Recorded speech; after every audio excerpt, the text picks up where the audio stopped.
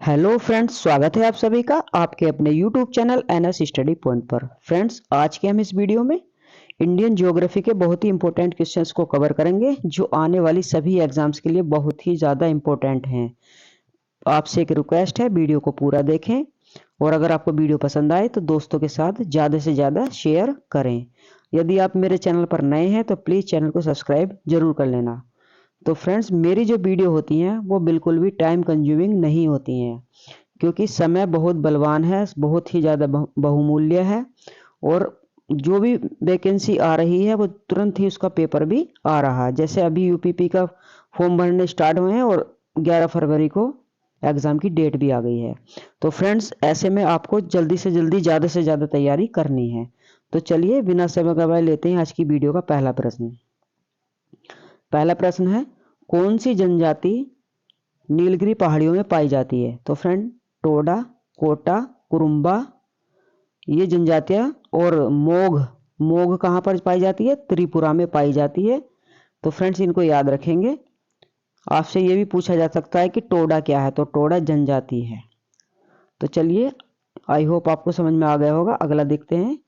चेंचू कबीले के लोग जो अधिकतम शिकार तथा जंगली उत्पादों की बिक्री पर निर्भर करते हैं किस प्रदेश में पाए जाते हैं? तो फ्रेंड्स, आंध्र प्रदेश में पाए जाते हैं।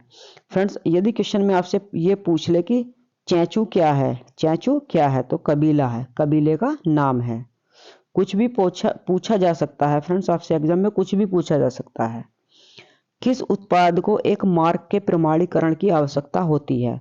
तो फ्रेंड्स, वो है दलहन, दालें, दलहन। अप्तानी जनजातियां किस राज्य के मूल निवासी हैं? तो फ्रेंड्स, अप्तानी जो होते हैं वो अरुणाचल प्रदेश की जनजाति है। नेक्स्ट क्वेश्चन देखते हैं। अंगामी जनजाति कहाँ निवास करती है? तो अंगामी जनजाति नागालैंड में निवास करती है। ये बहुत ही ज्यादा इंपॉर्टेंट क्वेश्चन और पीसीएस वगैरह में पूछा जा चुका है। सारे के सारे क्वेश्चन एग्जाम ओरिएंटेड हैं फ्रेंड्स। अगला क्वेश्चन देखते हैं। भारत में कौन सा आदिवासी समुदाय अधिकतर उदयपुर में सिरोही की अरावली पर्वतमाला में पाया जाता है? तो फ्रेंड्स, भील। कौन सा है? भील। चलिए नेक्स्ट क्वेश्चन देखते हैं। क्वेश्चन नंबर 7 है, कौन सी जनजाति पश्चिम बंगाल की प्रमुख जनजाति है और ज्यादातर बाकुंडा और पुरुलिया जिलों में पाई जाती है? कहाँ पर? बाकुंडा और पुरुलिया जिलों में पाई जाती है और पश्चिम बंगाल की जनजाति है, पश्चिम बंगाल की जनजाति है। कौन सी है? संथाल, संथाल।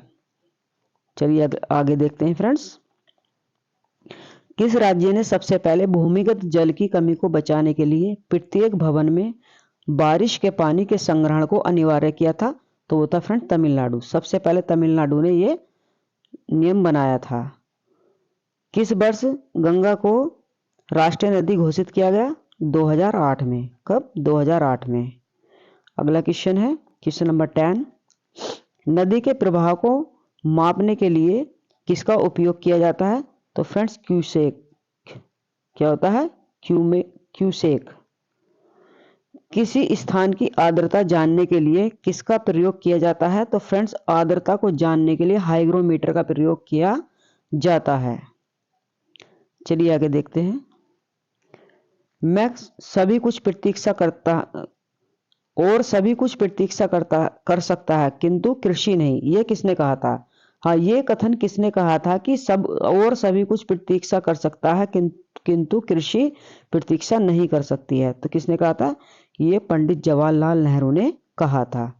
अगला क्वेश्चन है हमारा फ्रेंड्स, हरित क्रांति कब से कब तक चली? तो फ्रेंड्स, हरित क्रांति 1967 से 1990 तक चली, यानी 1967 में शुरू हुई और 1990 में पूरी हो गई। चलिए आगे देखते हैं। किस नदी को बिहार का शोक कहा जाता है? तो फ्रेंड्स, कोसी नदी। किसको? कोसी नदी को। सागौन के जंगल भारत में किस राज्य में पाए जाते हैं? तो सागौन के जंगल मध्य प्रदेश में पाए जाते हैं। अगला क्वेश्चन है, किस राज्य को हरित क्रांति के लिए भारत में आरंभ स्थल के रूप में चुना गया था? तो फ्रेंड्स, आरंभ स्थल था पंजाब। किसको चुना गया था? पंजाब को। भारत के कितने राज्य बांग्लादेश के साथ सीमा साझा करते हैं? तो फ्रेंड्स, 5 राज्य। ये मोस्ट इंपोर्टेंट क्वेश्चन है फ्रेंड्स कि हरित क्रांति के लिए सबसे पहले किस राज्य को चुना गया? किस राज्य को चुना गया था? वो पंजाब को चुना गया था। आगे देखते हैं। भारत का सबसे छोटा केंद्र शासित प्रदेश है लक्षद्वीप। लक्षद्वीप। लक्षद्वीप की राजधानी क्या है? कावारत्ती। याद रखना, ये भी कई बार एग्जाम में आया हुआ क्वेश्चन है। भारत में किस स्थान पर दिन और रात के तापमान में व्यापक अंतर पाया जाता है? तो वो फ्रेंड्स है थार का मरुस्थल। यहाँ पर दिन में बहुत अधिक गर्मी पड़ती है और रात को बहुत ज़्यादा सर्दी पड़ती है। महाराष्ट्र में स्थित औरंगाबाद का नया नाम बताइए। तो औरंगाबाद का नया नाम है संभाजी नगर। संभाजी नगर। आगे देखते हैं अगला क्वेश्चन हमारा, क्वेश्चन नंबर 22। कौन सा देश भारत के साथ सबसे लंबी अंतर्राष्ट्रीय सीमा साझा करता है? बांग्लादेश। अरावली पर्वत की श्रेणी में सबसे ऊंचा शिखर कौन सा है? तो फ्रेंड्स वो है गुरु शिखर। चलिए आगे देखते हैं फ्रेंड्स। फ्रेंड्स आपसे एक निवेदन है कि आप जितने भी क्वेश्चन हैं उनके नोट्स बनाते हुए चलिएगा, जिससे कि आप एग्जाम से पहले अच्छी तरीके से उनका रिवीजन कर सकें, क्योंकि बिना रिवीजन के सब कुछ पढ़ना बेकार है। एग्जाम से पहले जितना भी पढ़ें आप उसका रिवीजन जरूर करें। चलिए क्वेश्चन नंबर 24। क्वेश्चन नंबर 24 है, ये देखिए फ्रेंड्स। ग्रीष्म काल में उत्तरी मैदान में बहने वाली पवन क्या कहलाती है? तो क्या कहलाती है? लू कहलाती है। भारत की मानक यामोत्तर रेखा है फ्रेंड्स वो है 32 डिग्री 30 मिनट पूर्वी देशांतर। 32 डिग्री 30 मिनट पूर्वी देशांतर। आगे चलते हैं फ्रेंड्स। कौन सा सबसे ऊंचा भारतीय शिखर है? तो फ्रेंड्स भारतीय शिखर जो सबसे ऊंचा है वो है कंचनजंगा। कंचनजंगा। भारत के दो पड़ोसी द्वीप देश हैं, तो एक श्रीलंका है और दूसरा मालदीव है। नेक्स्ट क्वेश्चन देखते हैं। किस शहर को राजस्थान का सफेद शहर कहा जाता है? वेरी वेरी आईएमपी क्वेश्चन है ये। किसको कहा जाता है राजस्थान का सफेद शहर? उदयपुर को। किसको? उदयपुर को। प्रतिवर्ष भारत में कितना कृषि का कूड़ा और खरपतवार निकलता है? तो फ्रेंड्स 350 मिलियन टन। कितना? केवल कृषि का कितना? 350 मिलियन टन। आगे देखते हैं। भारत का सबसे पूर्वी बिंदु है किबिथु। कौन सा है फ्रेंड्स? किबिथु, जो अरुणाचल प्रदेश में है। कहां पर है फ्रेंड्स? अरुणाचल प्रदेश। भारत का सबसे पश्चिमी बिंदु है गोरमाता। गोरमाता जो गुजरात में है। चलिए आगे देखते हैं। लेते हैं क्वेश्चन नंबर 32। भारत का सबसे उत्तरी बिंदु है इंदिरा कोल, और वो कहां पर है? जम्मू एंड कश्मीर में है। भारत का सबसे दक्षिणी बिंदु है इंदिरा पॉइंट, और वो ग्रेट निकोबार द्वीप समूह में है। अंडमान और निकोबार द्वीप समूह में है। फ्रेंड्स इस तरीके से देखिए, ये पूरब है, ये पश्चिम है, ये उत्तर है और ये दक्षिण है। ये अरुणाचल प्रदेश में किबिथु है, ये गुजरात में गोरमाता या संक्रीक भी बोलते हैं इसको, और फ्रेंड्स ये उत्तर यानी जम्मू कश्मीर ऊपर है, और यहाँ कौन सा है? इंदिरा कोल। इंदिरा कोल। और ये दक्षिण में इंदिरा पॉइंट। इंदिरा पॉइंट है। इस तरीके से याद रखना है आपको। चलिए आगे देखते हैं। अब देखते हैं फ्रेंड्स हम नदियों के किनारे बसे नगर, यानी कि कौन कौन से नगर, प्रमुख नगर नदियों के किनारे पर बसे हुए हैं। आगरा फ्रेंड्स, आगरा यमुना नदी के किनारे पर बसा हुआ है। अगर मैं बात करूं औरंगाबाद की, तो औरंगाबाद का बसा हुआ है कोयना नदी पर। और अभी अभी मैंने बताया था कि औरंगाबाद का नाम बदल करके क्या हो गया है? संभाजी नगर। औरंगाबाद का नया नाम है संभाजी नगर। कटक कहां पर बसा हुआ है? कटक महानदी के किनारे पर बसा हुआ है। और फ्रेंड्स कटक में ही भारतीय चावल अनुसंधान केंद्र है। चलिए नासिक गोदावरी नदी के किनारे पर बसा हुआ है। अगर मैं बात करूं उज्जैन क्षिप्रा नदी के किनारे पर बसा हुआ है। श्रीनगर झेलम नदी के किनारे पर बसा हुआ है। और तिरुचिरापल्ली कावेरी नदी के किनारे पर बसा हुआ है। नेक्स्ट क्वेश्चन देखते हैं। जौनपुर की बात करूं मैं तो जौनपुर गोमती नदी के किनारे पर बसा हुआ है। डिब्रूगढ़ डिब्रूगढ़ ब्रह्मपुत्र नदी के किनारे पर बसा हुआ है। अगर बात की जाए कोटा, कोटा चंबल नदी के किनारे पर बसा हुआ है। श्रीरंगपट्टनम तो ये कावेरी नदी के किनारे पर बसा हुआ है। आगे देखते हैं। दिल्ली, दिल्ली यमुना नदी के किनारे पर बसी हुई है।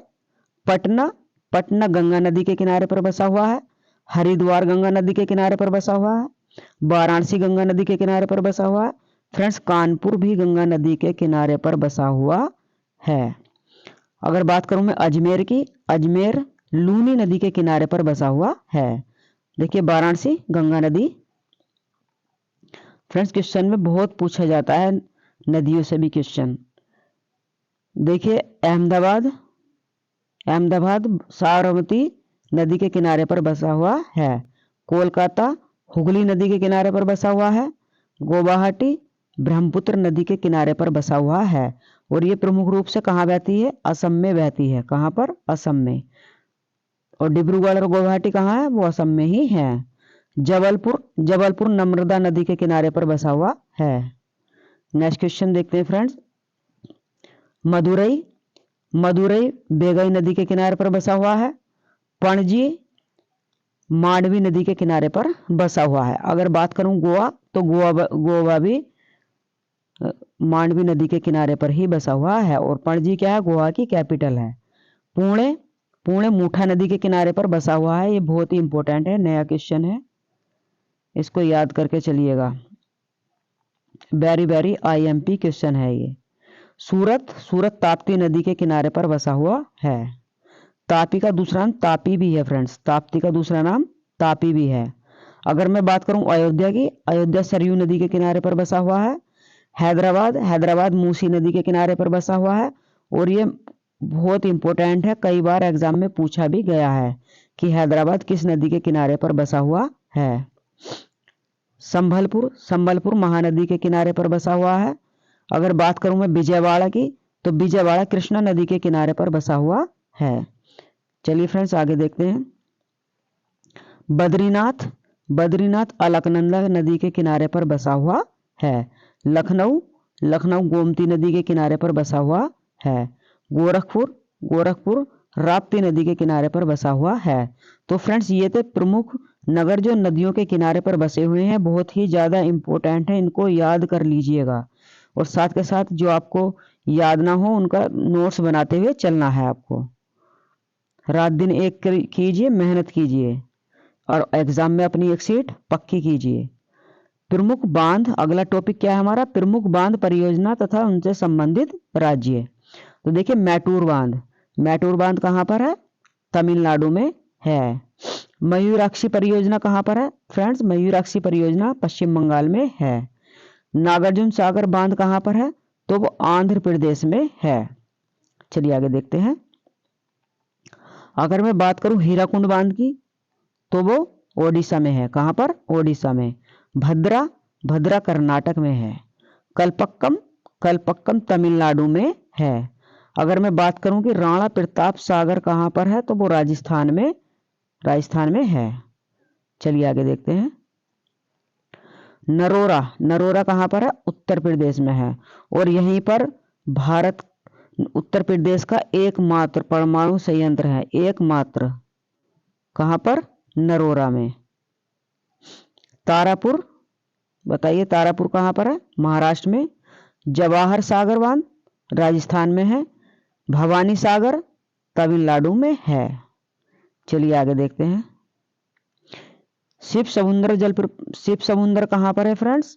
ये कर्नाटक में है। और एक ये जलप्रपात का नाम भी है।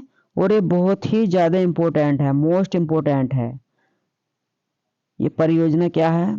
बहुत ही ज़्यादा इम्पोर्टेंट है। गांधी सागर बांध मध्य प्रदेश में है। फरक्का परियोजना पश्चिम बंगाल में है। ये भी बहुत इंपॉर्टेंट है, इसको याद रखना है मोस्टली कि फरक्का परियोजना कहाँ पर है? पश्चिम बंगाल। आगे देखते हैं। घाटपिरबा कर्नाटक में है। घाटपिरबा परियोजना कहाँ पर है? कर्नाटक में है। चलिए आगे। भारत की प्रमुख जनजाति एवं संबंधित राज्य। फ्रेंड्स बहुत ही आईएमपी टॉपिक है और हर एग्जाम में जनजातियों से क्वेश्चन जरूर पूछा जाता है, हर एग्जाम में पूछा जाता है। भोटिया जनजाति कहाँ पर निवास करती है? तो फ्रेंड्स भोटिया जनजाति उत्तराखंड में निवास करती है। खासी, गारो, खासी, जयंतिया ये मेघालय में, कहाँ पर? मेघालय। संथाल, संथाल झारखंड। और फ्रेंड्स ये गारो, खासी और जयंतिया जो है ये वहाँ की पहाड़ियों के नाम है और उन्हीं के नाम पर जनजातियों के भी नाम है। चलिए आगे देखते हैं। गोंड जनजाति मध्य प्रदेश में निवास करती है। कोंकणी गोवा, कोंकणी गोवा में निवास करती है।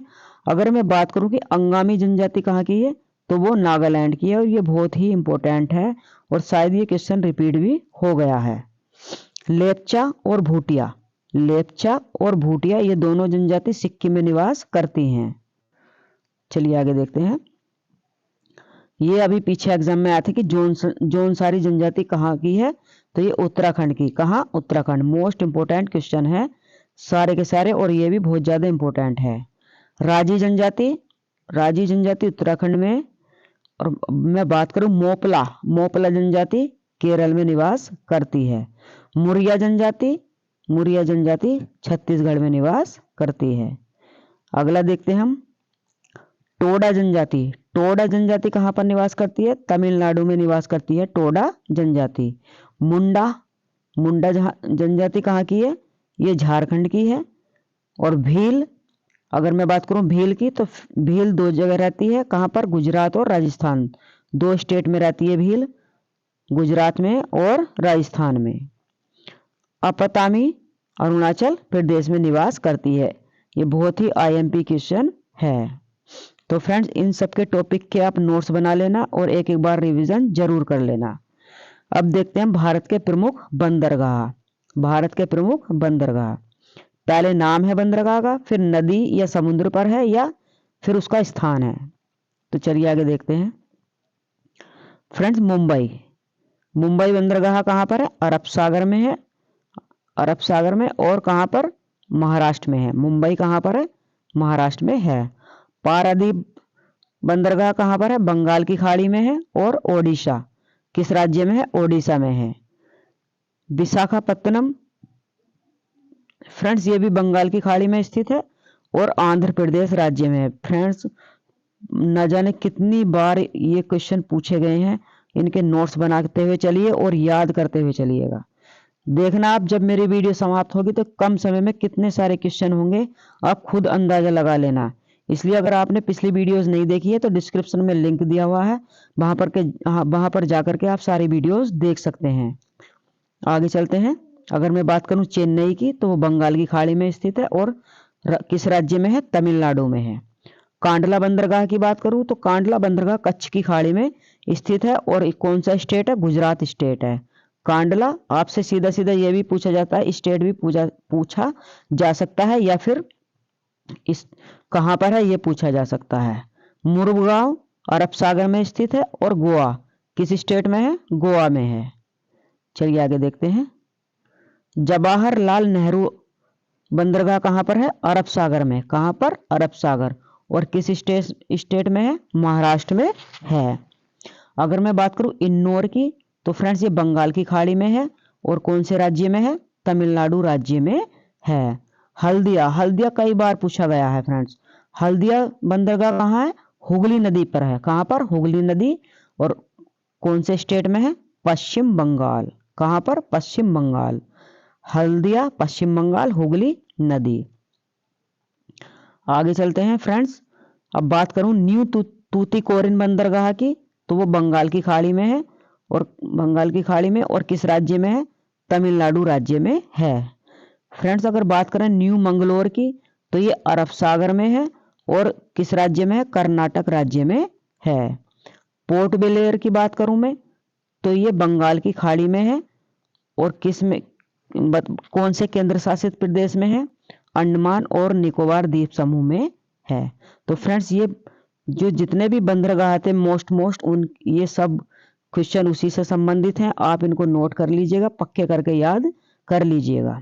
आगे चलते हैं। अब देखते हैं प्रमुख हवा या वर्षा के कौन कौन सी हैं। आंधी, आंधी उत्तर प्रदेश में, कहाँ पर? उत्तर प्रदेश में कहते हैं, तेज हवा को आंधी कहते हैं उत्तर प्रदेश में। काल वैशाखी, फ्रेंड्स काल वैशाखी कहते हैं पश्चिम बंगाल में। याद रख लेना, ये बहुत ही इंपॉर्टेंट है, वेरी वेरी मोस्ट इंपॉर्टेंट है, पूछा भी जा सकता है कि काल वैशाखी किसका नाम है, यह काल वैशाखी हवा किस राज्य में है, यह किस राज्य में हवा को काल वैशाखी कहते हैं। चलिए आगे देखते हैं। लू, अगर मैं बात करूं लू की, तो लू उत्तर कहाँ की है? पश्चिम भारत में गर्म हवा को लू कहते हैं। आम्र वर्षा, आम्र वर्षा केरल तटीय कर्नाटक, केरल और तटीय कर्नाटक में होती है और इसको कहते हैं आम्र वर्षा। ठीक है फ्रेंड्स, चलिए आगे देखते हैं। अगला हमारा टॉपिक है तेल शोधक कारखाने। प्रमुख तेल शोधक कारखाने, तातीपाका, ये कहाँ पर है? आंध्र प्रदेश राज्य में है। फ्रेंड्स कहीं कहीं कुछ और भी नाम दिया हुआ है, इसका ध्यान रख लेना। कोयली, कोयली गुजरात में है, ये मोस्ट इंपोर्टेंट है। कोयली कहाँ पर है? गुजरात में है। आगे चलते हैं। नागापट्टिनम, नागापट्टिनम कहाँ पर है फ्रेंड्स? ये तमिलनाडु स्टेट में है। नुमालीगढ़, नुमालीगढ़ असम में है। फ्रेंड्स इनको जो है बिल्कुल नोट करना है आपको और अच्छी तरीके से याद करना है। देखिए फसलें, फसलें से भी एक दो क्वेश्चन जरूर पूछा जाता है, एक क्वेश्चन तो ही पूछा जाता है। अब देखते हैं फसलें कितने प्रकार की होती है? 3, रबी, खरीफ, जायद। तो पहले सबसे पहले रबी की फसल। रबी की फसल फ्रेंड्स अक्टूबर नवंबर में बोई जाती है। कब बोई जाती है? इसका बुआई का समय भी पूछा जा सकता है और कई बार पूछा भी गया है, बहुत ही इंपॉर्टेंट है, ध्यान से समझना है आपको। रबी की फसल अक्टूबर नवंबर में बोई जाती है और मार्च अप्रैल में काट ली जाती है। कटाई का समय भी आपसे पूछा गया है कई एग्जाम में और पूछा जाएगा, क्योंकि ये समय कोई बदलने वाला नहीं है। तो हम एक बार फिर देखेंगे, ध्यान रखेंगे। रबी की फसल अक्टूबर नवंबर में बोई जाती है और मार्च अप्रैल में काट ली जाती है। सरसों, गेहूं, आलू, चना, मटर आदि ये रबी की प्रमुख फसलें हैं। ध्यान रखना, आपसे क्वेश्चन में ये पूछ लिया जाता है कि सरसों किसकी फसल है? रबी, खरीफ, जायद। तो आप किस क्या टिक करेंगे? रबी। अगर इनमें से कुछ भी पूछ ले तो रबी की फसल ही टिक करेंगे। आगे देखते हैं खरीफ की फसल। तो फ्रेंड्स बोई कब जाती है खरीफ की फसल? फ्रेंड जून और जुलाई में बोई जाती है। खरीफ की फसल जून और जुलाई में बोई जाती है और सितंबर अक्टूबर में काट ली जाती है। कब काटी जाती है? सितंबर में या अक्टूबर में काट ली जाती है और जून जुलाई में बोई जाती है। इसकी प्रमुख प्रमुख कौन कौन से हैं देख लेते हैं फसलें। धान है, मक्का है, सोयाबीन है, बाजरा, ये सब क्या है? खरीफ की फसलें हैं। आपसे क्वेश्चन में पूछा जा सकता है कि धान किसकी फसल है? तो वो खरीफ की फसल है। चलिए आगे देखते हैं जायद, जायद की फसल। फ्रेंड्स जायद की फसल फरवरी मार्च में बोई जाती है और मई जून में काट ली जाती है। कब बोई जाती है जायद की फसल? फरवरी मार्च में बोई जाती है और मई जून में काट ली जाती है। प्रमुख फसलें कौन कौन सी है? तरबूजा, खरबूज, सॉरी फ्रेंड्स, खरबूजा, तरबूज, मूंग, है ना, लौकी, खीरा, ककड़ी आदि ये जायद की फसलें हैं। तो फ्रेंड्स याद रखेंगे, फसलों से भी क्वेश्चन पूछा जाता है। तो ये देखिए, ये थे हमारे बहुत ही इंपॉर्टेंट क्वेश्चंस आज की वीडियो के। इससे आगे के क्वेश्चन हम अगली वीडियो में कवर करेंगे। आपसे एक रिक्वेस्ट है, वीडियो को पूरा देखें और प्लीज़ चैनल को सब्सक्राइब जरूर कर लेना। तो चलिए मिलते हैं आपसे अगली वीडियो में, तब तक के लिए जय हिंद, वंदे मातरम।